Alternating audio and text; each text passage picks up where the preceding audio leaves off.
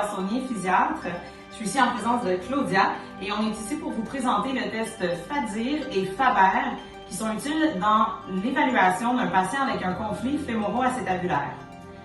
Au dernier rendez-vous de la Société de radiologie du Québec, à Québec justement, en novembre dernier, il y a certains radiologistes qui sont venus me voir en me demandant exactement cette question-là, car comme nous le savons, il y a un clinicien dans chaque radiologiste.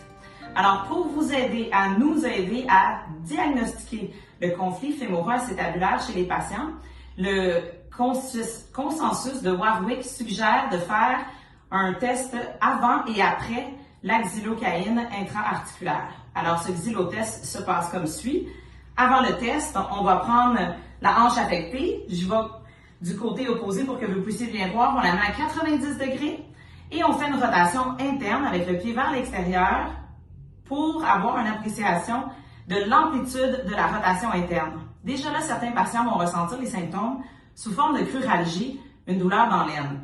On ajoute une adduction avec le genou vers le côté opposé et là, vraiment, on devrait reproduire les symptômes du patient. C'est un test qui est très sensible, mais peu spécifique.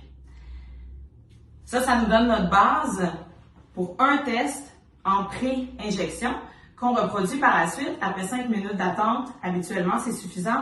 Puis on va pouvoir savoir si le test est donc positif ou négatif, si le patient a plus d'amplitude ou moins de douleur.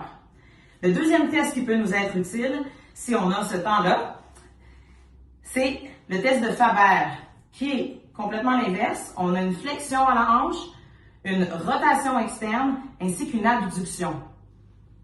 Et donc, on a la distance entre le genou latéral et la table qui est augmentée de ce côté-là, si on compare avec l'autre côté. C'est un deuxième test qui nous permet de déterminer si l'injection est efficace et si le xylotest est positif. Alors, merci beaucoup de votre collaboration. Bonne chance et à vos aiguilles.